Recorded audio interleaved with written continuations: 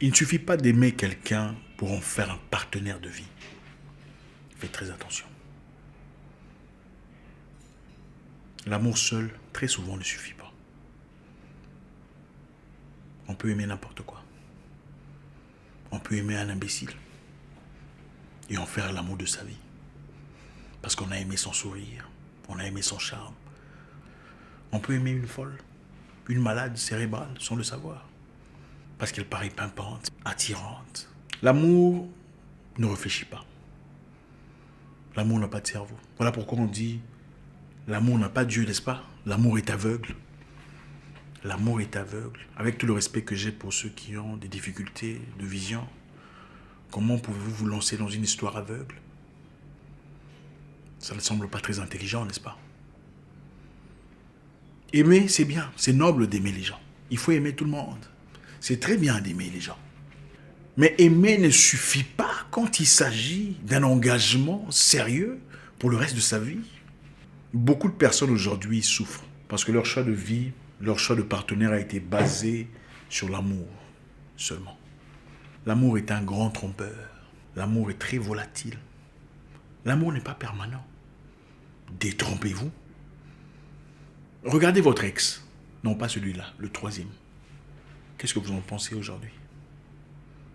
À vomir, n'est-ce pas? Peut-être pas à vomir. Mais qu'est-ce que vous en pensez, honnêtement? L'amour n'est pas stable. Ce que vous croyez ressentir aujourd'hui, demain, pourrait vous paraître comme la plus grosse saleté de la vie. Alors faites très attention. Quand vous rencontrez un homme dans votre vie, ne vous dites pas « Ah, je l'aime ». Estimez que vous êtes en train de rencontrer le probable père de vos enfants. Malheureusement, beaucoup de personnes regardent son attitude, son élégance. « Oh, il parle bien. Mon Dieu, tu as vu ses tendances. » Mettons ainsi de côté la vraie réalité, sa vraie identité, ses valeurs, ses idées, ses ambitions. On fait semblant de ne pas entendre. Très souvent, on vous donne des signes annonciateurs dès le départ, mais on fait semblant, parce qu'on ne peut pas s'empêcher d'accepter ce qui est devant soi. Si vous êtes une femme et qu'aujourd'hui vous êtes incapable de parler à votre homme, le père de votre enfant, pour telle ou telle raison, enfin parce que vous ne vous comprenez pas, c'est fini entre vous. Arrêtez de dire que c'était un menteur, un voleur, un pervers narcissique, un manipulateur. Assumez votre situation. C'est vous qui avez gaffé. Vous avez mal joué. C'est très facile de dire, voilà, c'était lui, hein, de blâmer l'autre côté. Vous avez peut-être raison, il était peut-être un pervers narcissique, un menteur, un manipulateur, un trompeur, et tout ce que vous voulez. Mais assumez votre part. Posez-vous la question de savoir, comment est-ce que j'ai pu me faire avoir une fois de plus? Ça, c'est la question qu'il faut se poser. Et beaucoup de gens vous diront, ah, il y a des hommes qui jouent très bien leur jeu, d'accord. Mais il n'y a pas de crime parfait, ça n'existe pas. Sinon, la justice serait inutile. On laisse toujours des traces. Quand une personne vient vers vous avec des intentions, sa vraie identité le réclame quelque part, dans des très petites choses que très souvent nous choisissons. Vous les femmes, généralement, choisissez de ne pas prendre au sérieux. Il n'y a pas que les hommes qui sont fous. Il y a des femmes qui sont folles aussi. Des femmes pour lesquelles il faut porter une cuirasse de protection pour éviter un drame total et perpétuel dans sa vie. Aujourd'hui, je voudrais tirer attention. Vous avez des enfants ensemble et ça n'a pas marché entre vous. Quand vous choisissez quelqu'un dans la vie, on ne choisit pas une personne avec qui on passera le reste de sa vie. On choisit une personne avec laquelle, même si on se séparait, on pourrait, pour des raisons communes, communiquer, travailler pour garder la stabilité. Précisément celle des enfants, s'il y en a. On ne choisit pas une personne avec qui on passera le reste de sa vie. On choisit une personne qui, même si ça ne marche plus entre vous, on peut se dire bonjour, comment tu vas, comment ça se passe? Et je t'encourage, vas-y, fonce. C'est ça, la maturité. Malheureusement, aujourd'hui, on se focalise sur la beauté physique. Le visage, hein, la tendance. Ah, il parle bien. Regardez, dans 3-4 jours, vous ne percevrez pas cette personne de la même façon, comme vous l'aviez perçue au départ. Après que vous soyez entré dans les toilettes après elle, ça ne sera pas la même façon. Ce qui est important, c'est que vous vous ressentez au-delà de tout ça. Parce que ça viendra. Vous ne percevrez pas la personne de la même manière quand vous la voyez se réveiller le matin après qu'elle ait ronflé toute la nuit ou qu'elle ait la salive sèche ici autour de la bouche. Mais ce qu'il y a au-delà de tout ça, c'est le plus important. On n'épouse pas une personne pour son visage, pas pour son argent. L'argent vient et part. Le visage ne reste pas toujours le même. Regardez vos photos d'il y a 5 ans. Vous n'êtes plus la même personne. C'est vrai qu'il y a des gens qui bonifient avec le temps. Mais attendez, vous n'êtes plus la même personne. Tout le monde change. Le temps n'épargne personne. Sa situation sociale peut changer. On choisit une personne pour ses valeurs, ses idées profondes, son attitude, sa vraie identité. Malheureusement, aujourd'hui, c'est « Ah, il est beau. On va sortir ensemble. On va aller faire un tour. » Voilà pourquoi on fait des erreurs. Et après, quand vous êtes enceinte, on vous abandonne. « Ah, c'était un salaud. Il m'a manipulé. Il m'a sorti le grand jeu, tout le bazar. Et après, il a disparu. » Non, c'est vous. Désolé. Désolé de vous le dire. Je dois vous dire la vérité. Si je ne vous dis pas, j'aurais failli à ma mission. Je ne devrais pas être là pour vous dire ce que vous voulez entendre. Je dois vous dire l'autre côté de la vérité, qui est souvent désastreuse et pas géniale à goûter.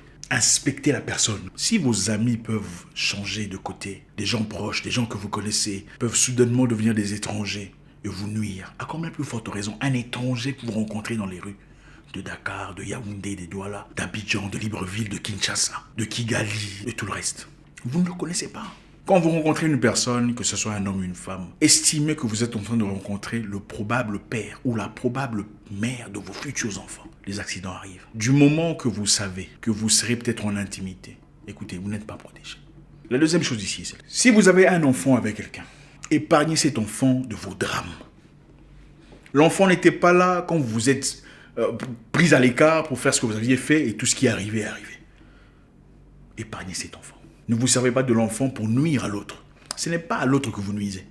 Vous nuisez à l'avenir de cet enfant, qui sera probablement instable, comme la majorité des Noirs américains aux États-Unis. Finalement deviendra un bandit ou finira en prison, ou deviendra une fille très facile, chercheront l'amour venant des gens dans les rues, et finissant aussi ainsi avec un enfant.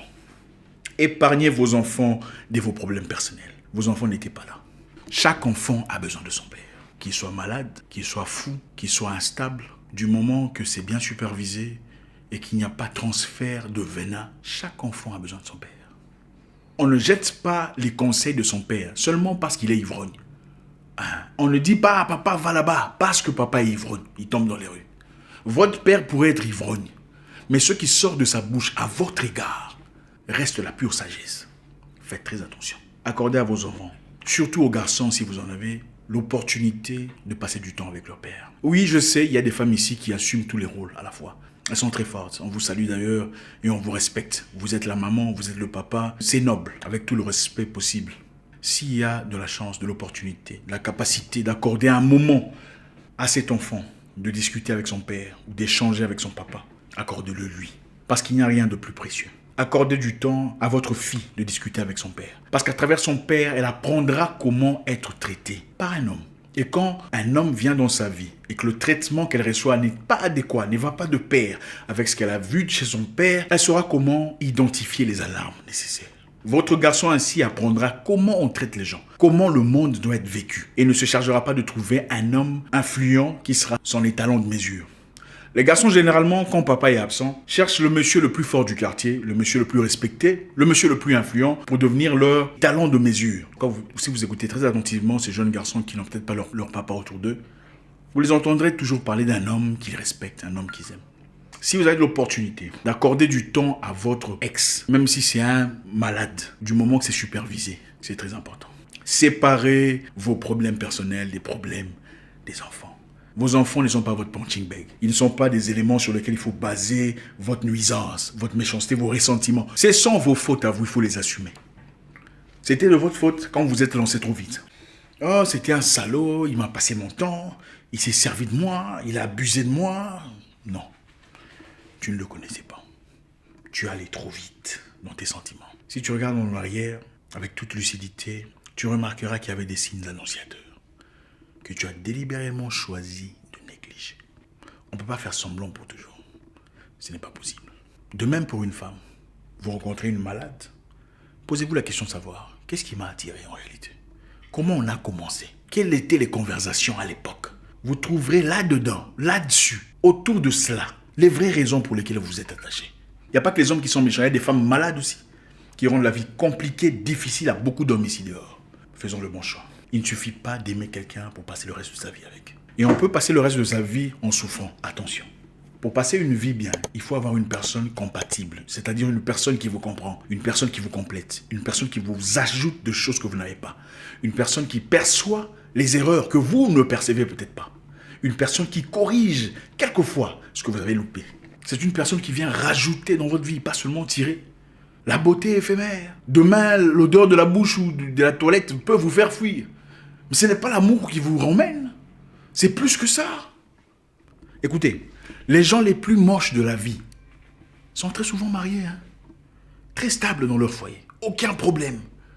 Oui. Pourquoi? Parce que la beauté n'est pas ce qu'on voit toujours dans le visage ou ouvertement. La beauté est beaucoup plus profonde que ça. Je ne sais pas si ça vous est arrivé, certainement. Vous sortez avec une personne qui ne paraît pas tout à fait votre style de personne. Mais avec le temps, progressivement, vous commencez vraiment à l'aimer. Vous commencez vraiment à sentir, waouh, mais c'est génial cette personne. Pourquoi? Aucune personne n'est vilaine. Quand vous la connaissez, il n'y a plus de vilain. Ça n'existe pas. Le problème que les gens veulent, c'est qu'ils frappent à l'heure, immédiatement. Voilà pourquoi on ne filtre plus correctement ce qui doit être filtré. Écoutez, on ne se met pas avec quelqu'un pour aujourd'hui. On se met avec quelqu'un pour demain. C'est-à-dire, demain, si on se prend la tête sérieusement, est-ce qu'on peut communiquer?